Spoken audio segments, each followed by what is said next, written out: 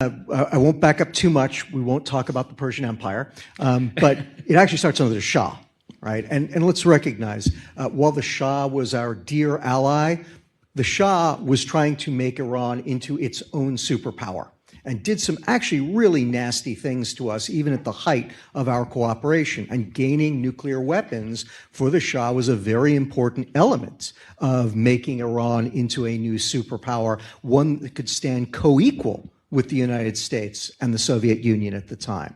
The program is discontinued after the Iranian Revolution, because everything is discontinued after the Iranian Revolution. It lies dormant for a while. Khomeini and his acolytes initially aren't terribly interested. But as you point out, Mark, during the Iran-Iraq War, the fighting is so vicious that the Iranians realize, they decide they've got to have nuclear weapons. And in part, they decide they need to have nuclear weapons because Saddam Hussein is absolutely determined to acquire nuclear weapons, and they feel like they need to match him. So yes, initially, the main driver does seem to have been the Iraqis.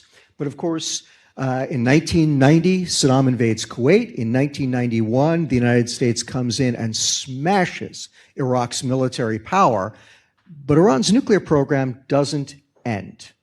Right? Even though we've got inspectors all over Iraq, even though we know now that it really did hamstring Iraq's nuclear program, the Iranians continue on their merry way. It's very clear that that program became about a lot more than Iraq at that point in time, that it was ultimately as much about Israel and about the United States and about the theocratic regime in Tehran adopting the same ambitions as the Shah.